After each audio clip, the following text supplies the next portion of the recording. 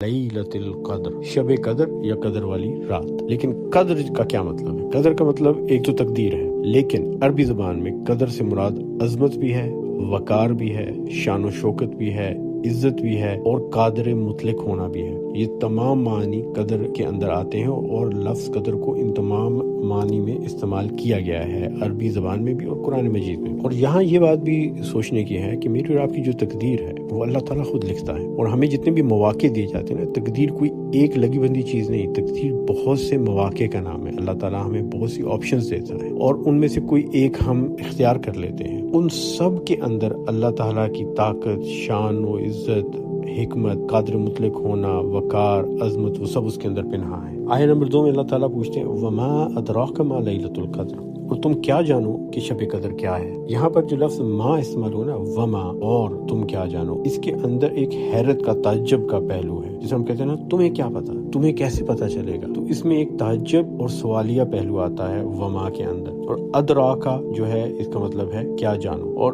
قرآن مجید میں 2 الفاظ اس طرح کے استعمال ہوئے، ایک ہے یدریکا، ما یدریکا، اور دوسرا ادراکا، وما ادراکا۔ اور جہاں بھی مفسرین قرآن کہتے ہیں کہ یدریکا کا لفظ استعمال ہونا، ما یدریکا، یہ ایک صیغہ ہے مستقبل کا۔ تو اس میں جب اللہ تعالیٰ کوئی بات پوچھتے ہیں تو اس کا جواب کبھی نہیں دیتے، اس کا مطلب ہے کہ یہ ایک ایسا راز ہے جو تمہیں کبھی معلوم نہیں ہوگا۔ لیکن جہاں اللہ تعالیٰ وما ادراکا کہتے ہیں، جس میں ماضی کا صیغہ استعمال ہوتا ہے، تو اس میں اللہ تعالیٰ بتا دیتے ہیں کہ اصل راز کیا ہے۔ مثلا سورۃ طارق ہم نے بڑی تفصیل سے کی، اس میں اللہ تعالیٰ فرماتے ہیں وما ادراک ما الطارق، اور تم کیا جانو کہ وہ کھٹکھٹانے والا کون ہے۔ النجم ثاقب، اگلی آیت میں اللہ کہتا ہے کہ یہ تو ایک بہت تیز روشنی والا، چیرتی ہوئی تاریکیوں کو چیرتی ہوئی آنے والی روشنی والا ستارہ ہے، اور ہمیں پتہ ہے کہ یہ پلسار ہے، جس کو اب جا کے دریافت کیا 1960s میں انسانوں نے۔ اس کی آواز جو آتی ہے سینسر پر، وہ بالکل کھٹکھٹانے والی آواز آتی ہے۔ تو یہاں بھی چونکہ اللہ تعالیٰ نے لفظ وما ادراکا استعمال کیا، تو اس کے بعد اللہ تعالیٰ پھر بتاتے ہیں کہ کیا ہے یہ لیلۃ القدر۔ لیکن ایک اہم بات دیکھیے گا کہ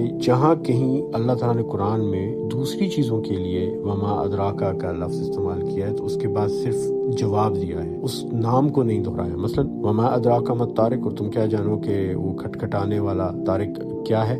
النجم ثاقب، یہ ایک ستارہ ہے جس کی روشنی چیرتی ہوئی آتی ہے تاریکیوں کو۔ لیکن یہاں اللہ تعالیٰ کہتا ہے وما ادراک ما لیلۃ القدر، اور پھر اگلی آیت میں کہتا ہے لیلۃ القدر خیر من الف شہر۔ اس کا مطلب ہے کہ اس رات کی اتنی اہمیت ہے کہ اس کے نام کو اللہ تعالیٰ نے جواب میں دہرایا ہے۔ شب قدر 1000 مہینوں سے بہتر ہے، خیر من الف شہر۔